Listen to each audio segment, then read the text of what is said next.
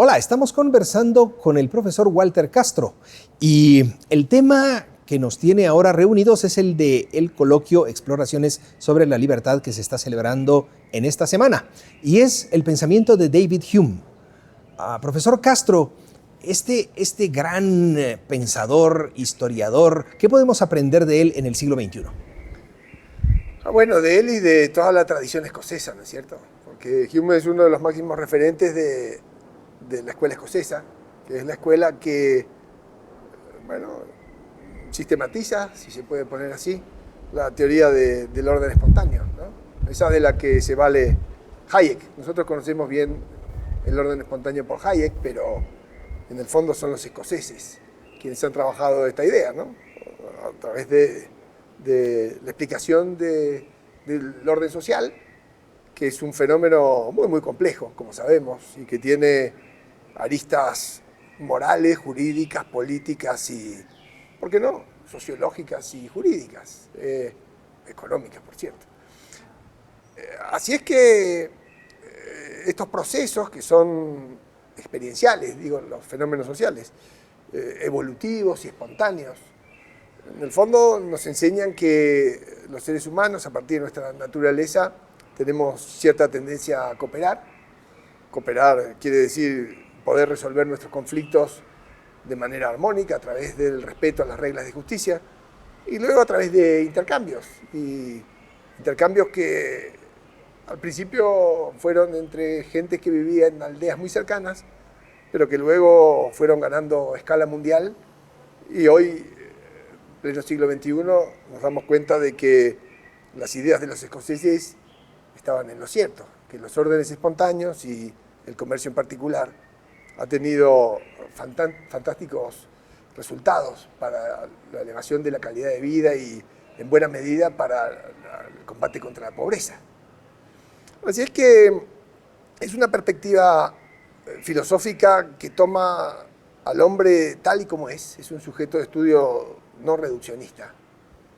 Un hombre que por supuesto se mueve por interés propio, pero que también tiene para con sus congéneres simpatía. La simpatía que le permite ponerse en lugar del otro y de alguna manera armonizar sus sentimientos, ¿no? En derredor de formas apropiadas de conducta que son útiles, muy útiles, y son las regularidades de comportamiento que nos permiten encontrar sentido a las reglas de la propiedad, a la transmisión de la propiedad, el respeto por la palabra empeñada. Son filósofos que nos enseñan que si el gobierno tiene alguna función es esencialmente velar por la administración de justicia y que ese orden más justo de reglas de fair play es lo que permite que florezca el comercio y la industria, y la división del trabajo y la especialización y el comercio internacional. Y todo va retroalimentándose de una manera virtuosa y progresiva hasta que en el fondo podemos salir del problema de la pobreza sin echar mano a las dominancias, a las armas y a los conflictos, ¿no es cierto? Entonces me parece que hay mucho para aprender de ellos, porque en el fondo nos marcaron una manera de ver el fenómeno social que es más ancha y más profunda que el modo que tenemos hoy para analizar estos fenómenos. Tú sabes que los economistas hablan poco con los abogados y entre ellos pocos con los moralistas y los moralistas pocos con los politólogos. Y en el fondo el fenómeno social es único e indivisible, ¿no? Es un orden de cooperación apalancado sobre reglas de justicia que son la clave para que la sociedad y la gente y los individuos puedan prosperar sin molestarse unos a otros y transmitiéndose bienestar recíprocamente a través del comercio.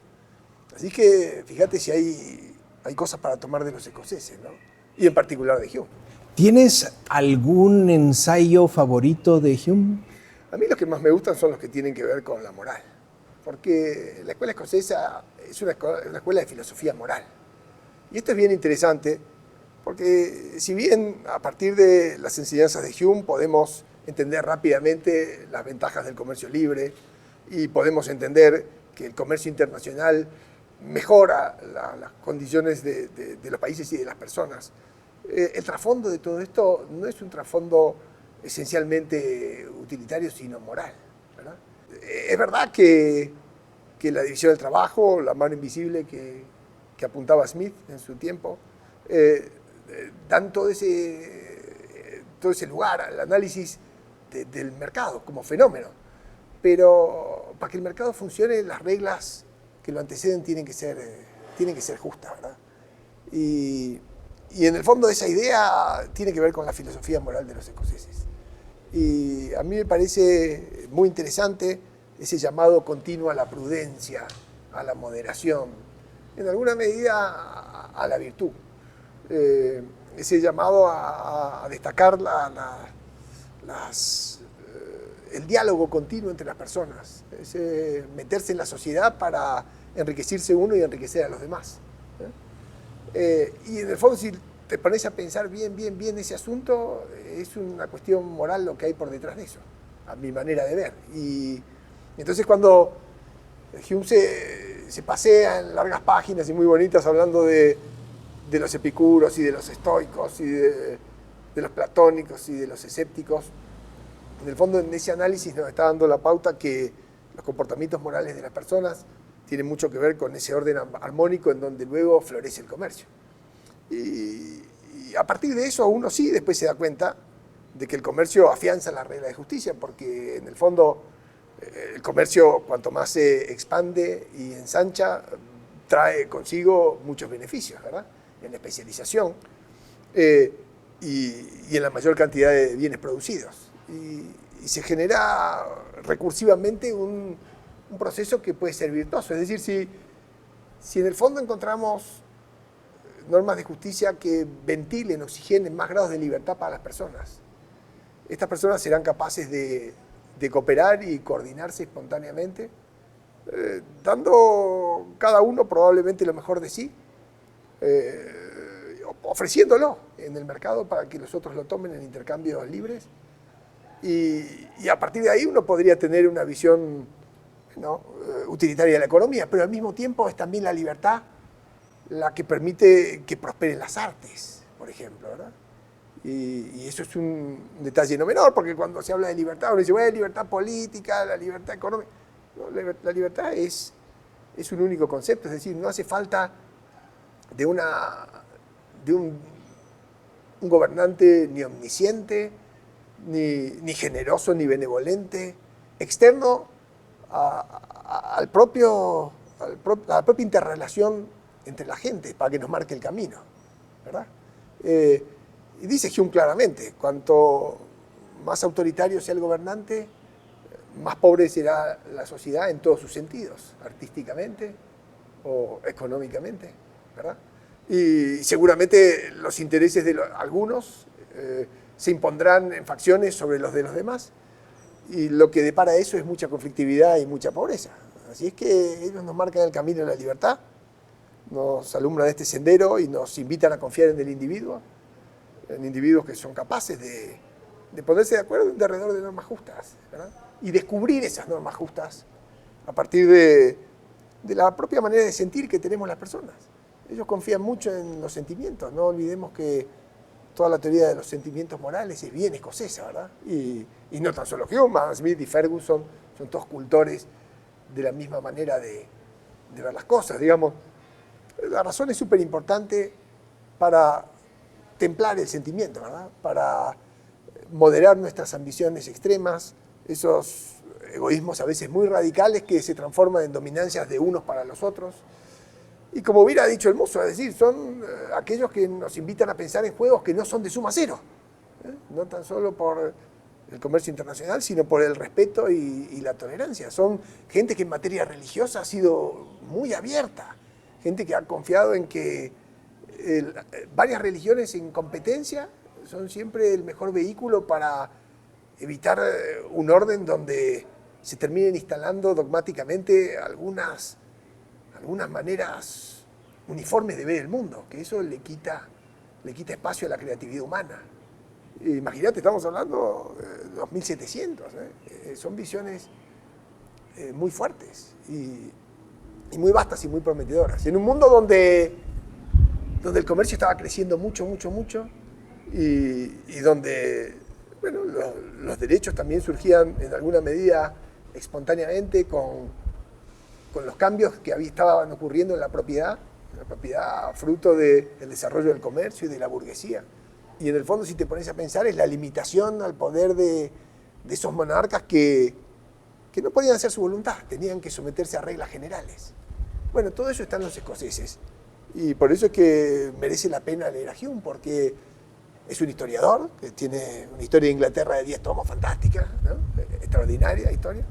Es un filósofo moral. Es una persona que tiene ensayos de economía donde explica en muy pocas palabras lo que los tratados actuales de economía necesitan echar muchas hojas para explicar lo mismo. Es una persona que ha entendido para qué y por qué surgen los gobiernos y cuáles serían sus funciones. Así que me parece que hay un legado súper interesante atrás de estas personas. Imagínate, en ese momento de la historia del pensamiento, en Escocia se juntaran tipos como Hume, como Smith, como Ferguson. Imagínate lo que habrán sido esas discusiones, ¿no? Alrededor de la naturaleza de la riqueza de las naciones, alrededor de los ensayos políticos y morales de Hume, o del Tratado de la Naturaleza Humana, o del Tratado de la Sociedad Civil de Ferguson. Son extraordinarias obras, ¿no? De pensadores completos, muy vastos, muy anchos. Y más cuando nosotros hoy día estamos tan acostumbrados a que el economista solo te explica la maximización y el jurista te explica, bueno, qué es el derecho positivo, ¿no? Y el politólogo te dice, bueno, cómo se administra el poder y la conciliación de... Estos tipos tenían en mente la sociedad tal y como funcionaba, con sus complejidades, con individuos que podían ser virtuosos o viciosos, que podían descubrir mejores formas espontáneamente de autogobernarse, que confiaban en esos descubrimientos y en los hábitos, que esas maneras de funcionar de la sociedad que los individuos descubrían se traducían en tradiciones, esas tradiciones que de alguna manera transfundían conocimiento de cómo mejor hacer las cosas, que es evitarse los dos problemas capitales: el conflicto entre las facciones en la sociedad y la escasez, que invita muchas veces a la guerra por los bienes escasos, ¿no? Así que fíjate en un pantallazo muy breve sobre el que estoy haciendo de Hume, su preocupación por la justicia, su preocupación por la libertad, su reconocimiento de la eficiencia de los sistemas libres, los gobiernos limitados, las reglas por encima de los caprichos de los gobernantes. Fíjate cuánto hay para ver en un solo pensador. Pues, profesor Castro, muchas gracias por compartir esta perspectiva sobre David Hume, sobre el pensamiento escocés. Muchas gracias, y a ustedes también, muchas gracias.